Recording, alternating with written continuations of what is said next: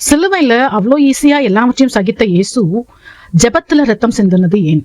பிசாசுகளை தைரியமா துரத்தினாரு, காற்றையும் கடலையும் அதிகாரத்தோட அதட்டினார். என் ஜீவனை கொடுக்கதான் நான் வந்தேன், நானே வைப்பேன் அப்படின்னு சொன்ன இயேசு கெத்செமனே தோட்டத்தில் நடுங்கினாரா? நமக்கு வேதத்துல சொல்கிறது, அவர் மிகவும் வியாகுலப்பட்டு கெத்செமனே தோட்டத்துல ஊக்கமாய் ஜெபம் பண்ணாரு.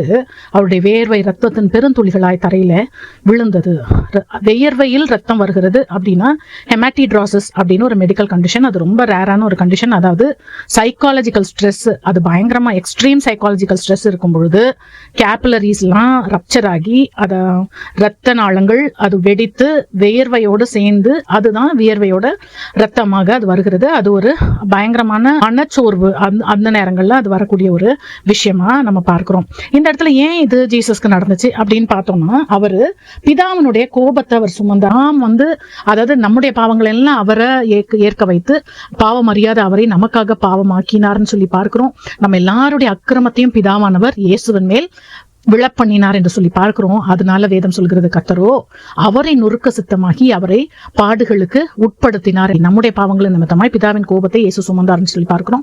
அடுத்த மனுஷனுக்கு கொடுக்கப்பட்ட சாபத்தை இயேசு சுமந்ததுனால, நீ பூமியிலிருந்து எடுக்கப்பட்டதுனால பூமிக்கு திரும்புற வரைக்கும் உன் முகத்தின் வேர்வையால் ஆகாரம் புசிப்பாயின்னு சொல்லி அங்க பாவம் செய்த மனுஷனுக்கு கொடுக்கப்பட்ட அந்த சாபத்தை அவர் சுமந்தார். அங்க ஏதேன் தோட்டத்துல ஆதாம் பாவம் செய்தார். கெத்செமனே தோட்டத்துல இயேசு தன்னை ஒப்பு கொடுத்தார் பிதாவுக்கு. அந்த இயேசு கிறிஸ்து ஜெபம் பிதாவே, இந்த பாத்திரம் என்னை விட்டு நீங்க கொடுமானால் நீங்க உம்முடைய செய்யும், ஆனாலும் ஏன் சித்தம் இல்ல உம்முடைய சித்தம் அப்படின்னு சொல்லி சொல்றார்.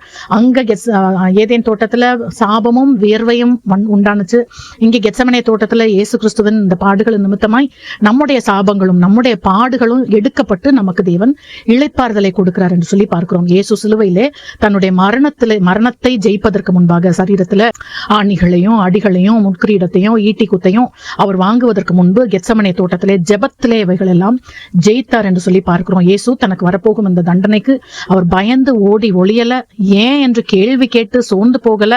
இது தனக்கு நடக்கக்கூடாது, எனக்கு சூப்பர் நேச்சுரலான ஹெல்ப் வேணும்னு சொல்லி பிதாவிடத்துல அவர் மன்றாடல. பிராங்கா ஓப்பனா ஆண்டவர்கிட்ட, பிதாவே எனக்கு இந்த பாதை கஷ்டமா இருக்கு, ஆனாலும் நான் உங்க சித்தம் செய்யறதுக்கு தான் வரேன் அப்படின்னு சொல்லி தான் எதிர்கொள்ள போகும் அந்த கடினமான பாதைக்கு முன்னா ஜெபிக்க போனார் என்று சொல்லி நம்ம பார்க்கிறோம். சோ இதெல்லாம் நம்முடைய ரட்சகரை இவ்வளவாய் நொறுக்கின நம் பாவத்தை பற்றி நாம் சாதாரணமாக எண்ணிக்கொண்டிருக்கிறோமா? நம்மை ஆராய்ந்து பார்ப்போம், ஜெபிப்போம். எங்கள் பாரங்களை எல்லாம் சுமந்து தீர்க்கும்படி உம்முடைய குமாரனை எங்களுக்காக அனுப்பின அன்பின் நல்ல தகப்பனே, இன்றைக்கும் எங்களுக்கும் எல்லா விதங்களிலும் ஆதரவளித்து எங்களை விசாரிக்கிற தேவனாய் நீங்க இருக்கிறதுக்காக நாங்க உங்களுக்கு நன்றி சொல்றோம். இயேசுவை போல எங்களுடைய எல்லா கடினமான பாதைகளிலும் உமது உதவியை நாங்க எப்போதும் ஜெபத்துல நாட எங்களுக்கு உதவி செய்யுங்க. இயேசுவின் நாமத்தில் பிதாவே, ஆமென்.